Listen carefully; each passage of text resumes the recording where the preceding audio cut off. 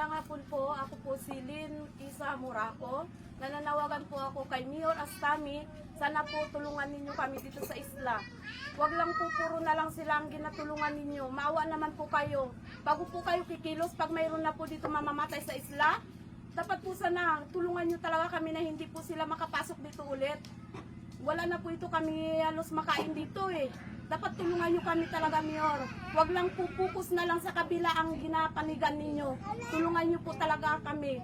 Kahit po ako, bago lang ako napatayan, umuwi ako para lang makauwi ng isla. Anak ko po na 3 taon na, kinaswan pa rin. Ganyan na ba ngayon ang patakaran ng gobyerno?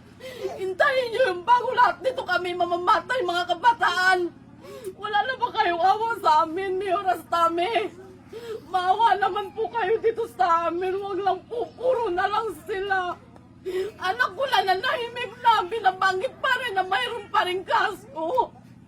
Dapat po tulungan ninyo kami dito. Hindi na lang po sila. Maawa naman kayo, Mayor. Kahit man lang po magpakita kayo sa amin, ngayon lang po.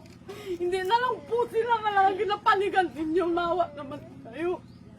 Mga siko kay so kung si kadadong kay di kay tabangan mo yung kay lalo na kay Robin Padilla, tulungan mo kami.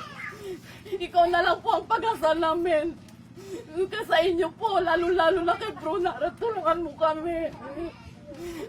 Gusto nyo siguro lahat dito mamamatay kami. Wala kami ngayon po kain, naghahintay sa kanila kung papasok, kung kailan papasok. Huwag lang kayo magbulag-bulagan. Tulungan nyo talaga kami. Mayor Astami, maawa kayo kung sino nakakarinig sa amin. Tulungan ninyo kami. Yun lang po.